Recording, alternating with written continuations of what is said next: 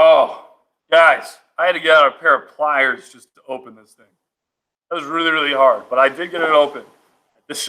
A lot of oil has spilled over this thing over the years, and it was caked on there, but we got it.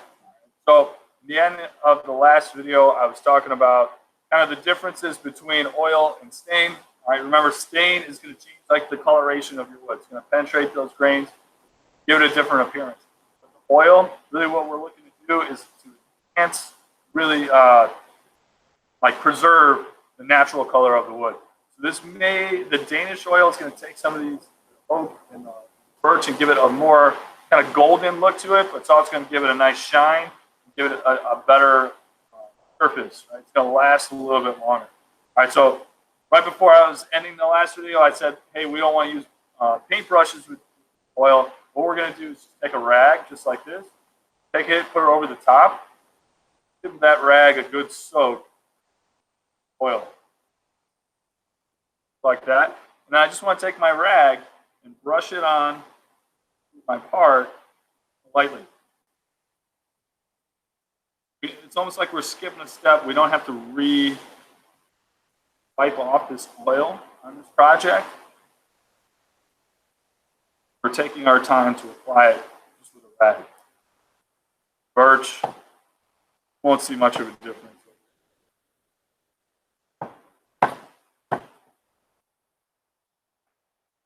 That's it, guys. So on this project right here, on this oak board, we've got a driftwood stain down on the bottom, an espresso stain in the middle, and then a Danish oil on the top. Hard to tell on the video. I'm trying to get the light just right.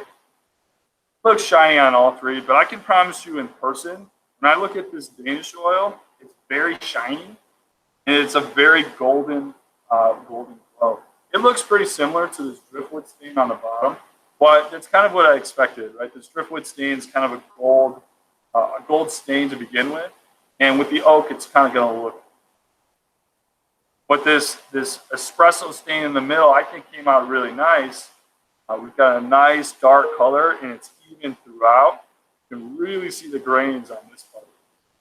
Had a really nice looking grain sequence throughout that board. You get a nice dark stain, it'll pop really nice. So you can see some of the differences here. I know that the driftwood and the Danish oil look similar, but I promise you, when these start to dry, this is going to have a nice golden top. It'll be very shiny to the touch, very, very smooth. Down here, you'll still have that raw, kind of rough. Up here, it'll be a lot smoother. With the birch, looks terrible. Right? These grains are terrible for staining. So I really only did this board to hammer home the point that hardwoods with nice open grains are the best bet. All right, so that was all I wanted to show in this video. It's just the process for applying the oil. Right, we're just going to use a rag this time rather than.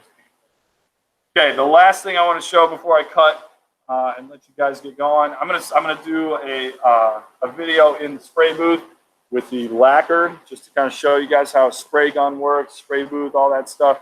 But one of the last things I want to show that when you are disposing of things that are covered in stain, right, this is a highly flammable material. What we don't want to do is take these paintbrushes and throw them in a regular old trash can.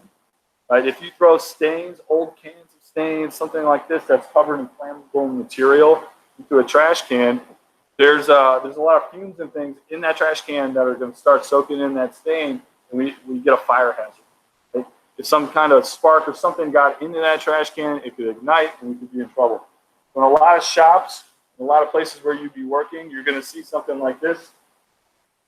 Right? This is just a fire-safe like garbage can. It's not metal. It's not going to let that fire escape. Always make sure that we're throwing any super flammable materials into a bin like that. Another thing I want to point out is that when we're storing those stains, a lot of fumes, right? It's very flammable. Something like that could cause a major issue.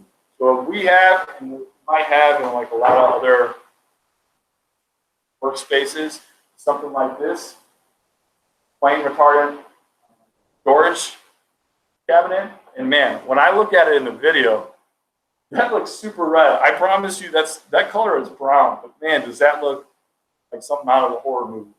But what this is it's going to house all those fumes in a safe environment and allow us to store these materials safely without feeling like we're going to burn the school down. So always, when you finish, make sure you're disposing of any materials properly and also storing those materials properly. And you'll hear me say all the time, if you're in Woods 2 or 3, stains go in the yellow cabinet, right? Stains go in the yellow cabinet. All right, so I'm gonna throw together one quick video here at the end. I'm gonna talk about spray guns and spray boots. I'm gonna show you the lacquer station in there, how that all works. It's kind of cool. You know, you see on movies and shows all the time, people in the spray booth.